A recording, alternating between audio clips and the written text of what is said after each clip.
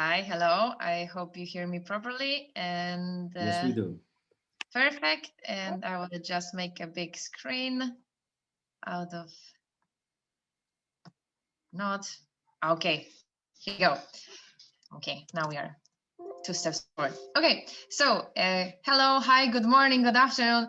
It's very nice to be here with you. It's such a nice company. And my name is Dr A.Wnuk-Scardaccione. And I'm here to tell you a little bit about my experience with fall, especially with patients after amputation. Every day I am working in the Jagiellonian University in the Department of Biomechanics, and this is my main job, but also my favorite job is in the Center of Rehabilitation Medical Center, znowu w biegu. It's based here in Krakow, and we are specialized in after amputation rehabilitation. So we do everything from the very simple rehabilitation after leaving the hospital from patient and psychologist, nutritionist, whatever, name it, we have it in our center for people after amputation. So today I would like to tell you a little bit about our invisible hands, actually our helper, like magic helper, with exercise after amputation. Here is in Polish, some demographics, but don't worry about this, it's not very important. What I wanted to tell you is that the main scope is lower amputation. So amputation that they are in a lower limb, and like amputation of leg. This is very important. And the other important factor that I would like you to remember is that we are not talking about young people after accidents, because those patients, they are pretty rare. Yeah, we're here. No, I feel it. You can. Okay, so we are not talking about those young patients after car accidents or any other accidents that they are pretty easy to exercise with. General amount of patients, they are patients, elderly patients, they are patients after 60 years old. So as Joe said before, they are already in a risk of falling. The amputation is just increasing this risk, and it's just making it worse, actually. That's why I would like you to remember it, that it's not just about amputation itself, but here those two factors, they are very important. So we are talking about elderly people after amputation in general. So I made a little bit of research, and about in US, it's around 1.6 million people every year that they are losing their limb, and 86% of this is like lower limb amputation. Here in Poland is very interesting story. If you would like to dig deeper about this, they are not pretty consistent information about this. Since like 2015, we don't have proper numbers, which it's very tricky, because in 2015 we in Poland, we were the third country that is doing the biggest amount of amputation all around the world. And since then, so 2015, we don't have any other information about this. It's very interesting, but we can just make the statement in our center that those patients, they are just growing. The number is just growing because we are full of patients every day. So why it's so important about this lower limb amputation and risk of falling, and just to help them to don't do it? The prosthetics itself that patients, of course, after amputation, they want to have, because it's obvious that they want to move, so it's needed to have the prosthetic. It's just the top of the mountain, I would say, because the prosthetics won't go alone. I mean, it needs the brain, it needs muscles, the other muscle that control all of this movement. And here we are. I mean, prosthetic is not all. People, they are coming to our center sometimes without prosthetics, so in the very early stages, and that's how we can start even rehabilitation that will just prolong after they will have proper prosthetics. Having prosthetics, as I said, is just the top of the mountain, because the patterns, asymmetry that is coming along with this prosthetic is building a lot of problems with gait and walking. I would like to tell you today a little bit more about how do we do it in center here in Krakow, how we facilitate this gait training, re-education of walking, how do we do it, and how we use balancer system. And just don't forget that we are talking about easy case usually, so one leg, like loss of one leg, and for us in center we can say it's an easy case, but of course we also meet patients after bilateral amputation in lower limb, and sometimes it's even worse, like for example amputation or bilateral of legs, and for example one arm, so multiple amputations. And here we are just getting tougher and tougher with all of this learning path of walking and of, actually I would say, everyday living. So in our centers, we very often we see that patients, they're afraid of fall. They're afraid of fall, but this fear of fall, as there's this term, fear of fall, is usually because of not trust. I mean, there is not enough trust for prosthetics, for the gait, for what they really can or cannot do. But also, which is very surprising, the fear is coming from being afraid of destroying the compartment. So prosthetics itself, I hope that you understand how tricky is this. There are people, they are afraid of breaking the prosthetic, and they are not afraid of, for example, the other leg. They are not afraid about the other complications that this fall might lead after. So what are we doing? We are doing a proper, in our center, post-amputation gait training. And in our place, we are making as a key of rehabilitation. So everyday living, it's about walking, about moving, about being independent, first of all. So that's what we are trying to do. And how does it look like? Let's go point by point, and how do we do it in center? And in the end, I prepared for you short movies with one of our patients. He was very recently in our place. It's after bilateral amputation, and I will show you a little bit more in life. Hopefully everything will go smooth. Okay, so don't forget that before we start walking with prosthetics, we need a lot of pre-gait activities, as we called them in center. So, for example, how to put a prosthetic by yourself, how to take it off. It also might be very surprising for you to hear it, but yes, I mean, we want patients to be independent. So if they are coming sometimes to our center with families, the families, they are helping a lot, they are trying to help actually to do everything for patients. So put the prosthetic, then take it off. The patient, okay, is exercising, but it's just a part of the job, because how can this person live alone? So we are putting a lot of attention that for patient to be alone in this process, and we are starting with putting off the prosthetics. Then very easy tasks, I would say, basic tasks like stand up, sit down, stand up, move to other chair, stand up again, come back to bed, lie down, and so on, so on. We are trying very easy tasks, usually in a small room, also for patients to feel safer before we go to the big gym, where is the space. It makes also a difference. So the biggest task here is to put a proper weight on prosthetic. Patient, they tend to do all the weight, avoid to put the load over the prosthetic, so they are putting all the load on the other leg, and from here the problems, they are starting to build. So the first thing first, taking out prosthetic, sit down, stand up, and put weight, try to trust your new leg, your prosthetic. That was the first part of all of the rehabilitation that we are doing.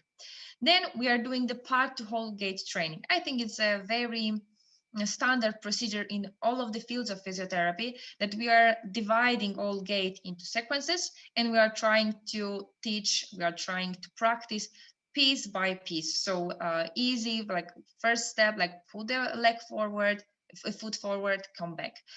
For example, make 2 steps backwards, make steps on the side, 1 step, then 2 sides, put also the movement of your hands or your arms. And that's how we are training in the beginning.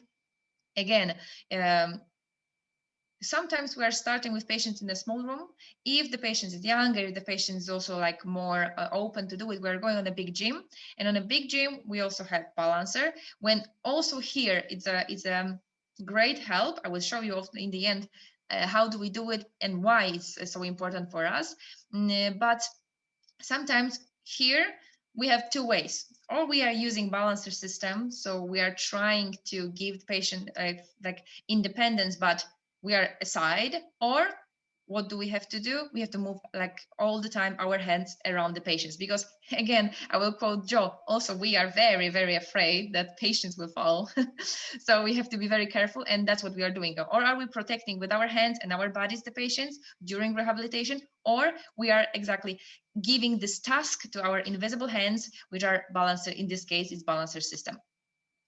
We are using treadmill a lot in our center about like for a gait re-education, because treadmill is giving this consistent velocity environment when the patient can walk, exercising exactly the speed, the stride, the length of the stride on the treadmill. Here, unfortunately, we don't have our invisible hands, so our balancer system actually, they put it in our center in this way that we cannot put the harness around the patient on the treadmill. So here usually the patient is going on, but we're thinking in the future how to combine those two, so to put patient on the treadmill with balancer system. That's this next step in our center, how to do it.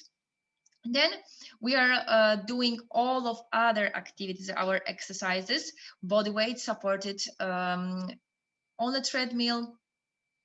I'm sorry, away of the treadmill, with support of the balancer system.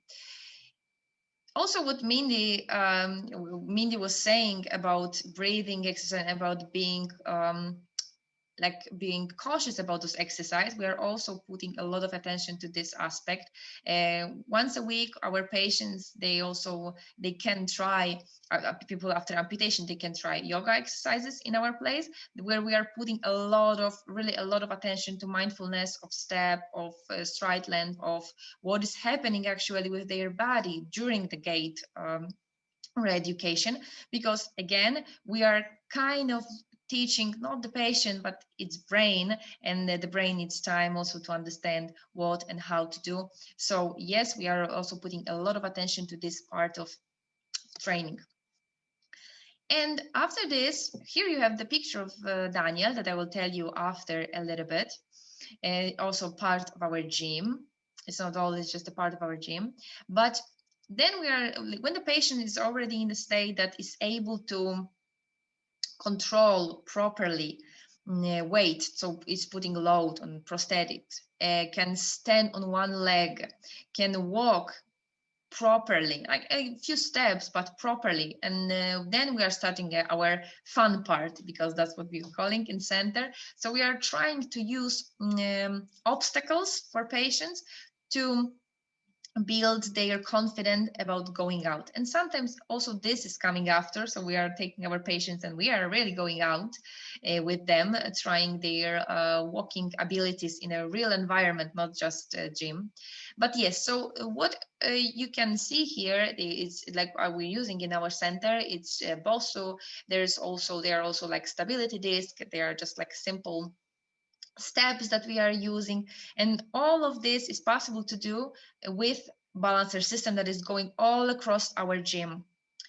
And how are we doing it? In a few seconds I will tell you also, but why are we doing it? Mostly, why are we doing this? People in our center, usually after this amputation, they are staying for quite some time. So also, first of all, to make the rehabilitation fun, in my opinion, it's very important not to be bored every day with the same exercises that they are going on the same. So we are putting those additional equipment, exactly like BOSU, like stability disc, to make it more adventure for patient, but also because this balance is to exercise balance in a little bit harder exercise, like environment, is good to add something else, like exactly like stability discs or something else. And for younger patient, it's coming with a lot of fun, but I have to admit that all the patients is coming with fear, and also with like not like having, I would like to find a proper word how to describe the older patients about those like exercises that we are doing, but it's not coming to my mind. But let's say that patients, they are very shy, let's use this word. They don't want to try. They are very afraid of stepping on something that is on the ground, because for them actually walking itself it's not easy. So if we are proposing, if we are trying to add something for their exercises, like exactly like stability disc, just as an example, for them is a huge risk of falling, so they are really avoiding it. But in the same time, if we are putting them in a balancer system, so we are giving them this feeling that something is holding them. So, okay, it's not us very close to patient, but we are of course trying with patients, like try to fall now with the balancer system, and they see that they are safe because they cannot fall. They can just, and they are still held by the balancer system. They tend to open and they are saying, okay, let's try something else, something easy. So that's for us is very important, that sometimes patients, and they don't trust even me that much as balancer system, because they see a young, not so big lady, and they say, okay, I'm 90 kilo, I have prosthetic, how will you help me? How will you catch me if I fall? And it's okay, I don't have to do it by myself. I have my invisible hands like balancer. Let's try to put them on and let's try it together. And that's really works. I mean, I'm really recommending you this with patients after amputation if you do have ones, but I believe that it's working also with all the other patients, elderly patients, that they have problems with balance and with this gait problems. I very recommend you also this systematic review that is, as Joe also said, that they are very important in a learning path, because it says that the combined evidence suggested that a variety of different types of exercises can really improve self-selected gait speed, which on a certain amount of time, in a certain amount of moment for our patients is very important, that they see that they can walk, but this gait is very slow. It's very, they can move just slowly, slower than all the other people. So they really ask, how can I walk faster? How can I do it? So we say, okay, let's try those exercises. Let's try to give you a little bit more confidence, and then you will see you will walk faster. And 70% of the time, 75, I would say, in our center, it's really working. And all exercises types appeared effective in improving within group gait speed, whether emphasizing supervised walking, specific muscle strengthening, balance training, part to whole gait training, or functional gait activity training. So actually we have some kind of proofs in also systematic reviews that the stuff what are we doing in a center is the right way. And also the vision that we are doing with patient, it's working, because what we see is our experience, but of course it's not all. It also needs some medical proofs. So now I will move to movies. I will tell you a little bit more about Daniel first. Daniel came to our center first time last year. He is after double okay, here you will see that I won't start yet. Okay, I will tell you the background first, and then I will put the movie on. So Daniel came to our center 1 year ago first time, and he had very easy, let's say, injury. He went to the hospital because of problems with his stomach. Actually, he had some diarrhea, longer consistent. He stayed in the hospital for a long time, and he got sepsis. And after like complication of the sepsis, they had to amputate both of his legs above knees. So he's bilateral amputation. And last year he came to us without prosthetics.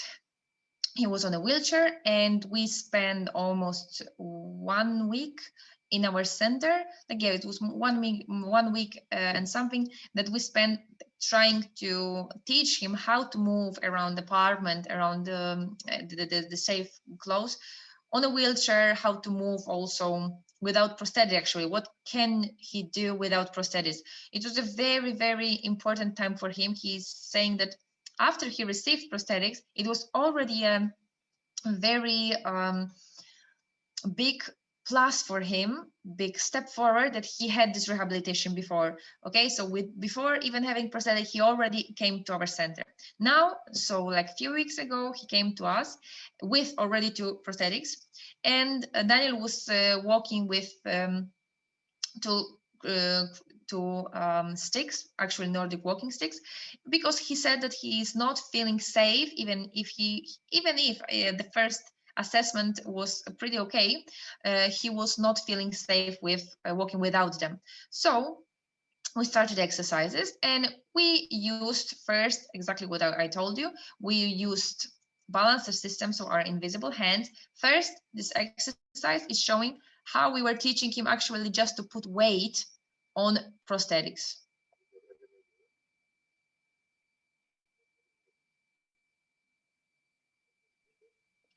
You don't see it much properly. I will show it again. Yes, so basically we are changing the shift from leg to leg, putting a load, full load of one and other leg. Can you help Agnes with the movies? Agnes, are you showing the video? Yes, if you can show the video, that doesn't go. Okay, so thank you. Okay, so okay, no problem. Should I stop sharing the screen? are you putting on your system, or you want me to put it on our system? The videos. You can put it if the speed is not okay or you don't see it properly. We can switch. For me, it's okay. Because we still see in your PowerPoint presentation. You don't see my movies? Yes, we don't see a movie. That's what I just wanted to. I'm so sorry. I'm so sorry. So sorry. I'm talking about because I do see them. So please put them. Yes, please put them. So number one, right? Because Okay, yes. Okay. Okay, perfect.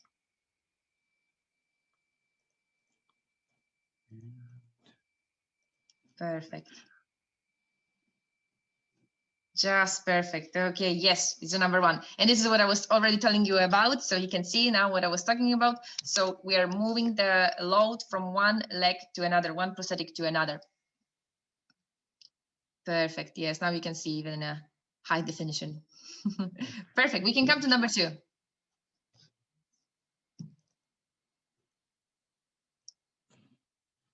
Okay, now I would like you to focus on this movie because now Daniel is trying to walk over this obstacle that we made here, so like this step, without the balancer system. So we just ask, okay, walk through this obstacle, like however you can do it, like try to do it by yourself.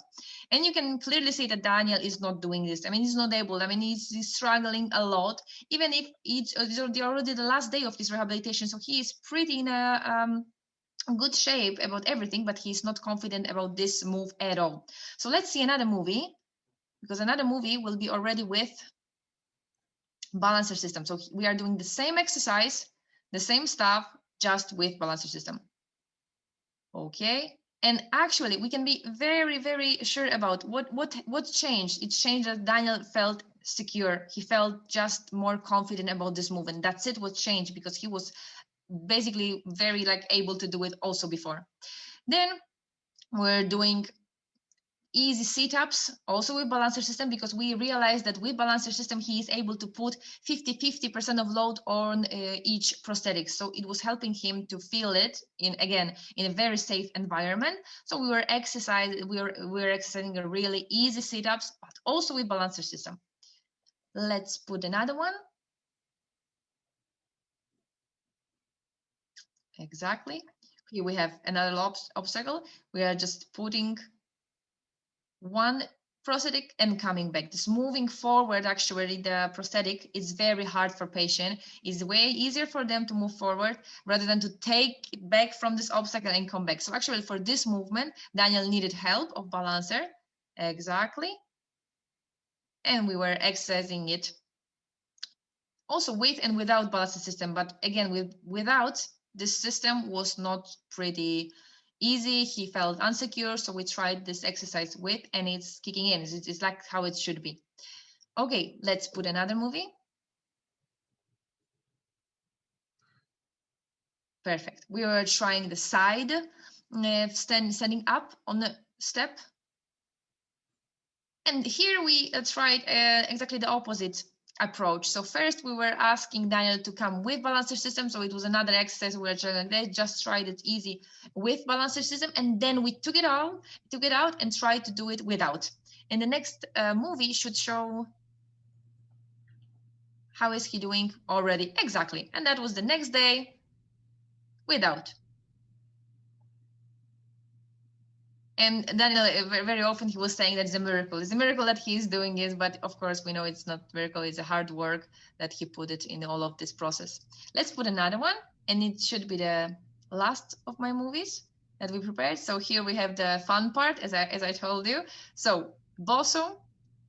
And also you can have you can see that he is holding TRX system to make proper sit-ups on Bosso. It's a very, very, very hard exercise for people after amputation, even in just one leg amputation. So believe me that for people with bilateral amputation to do this kind of stuff is very hard. And basically it was just possible to do it just because, again, we gave him the support of the balancer system of the harness, and that's why Daniel was able to do it.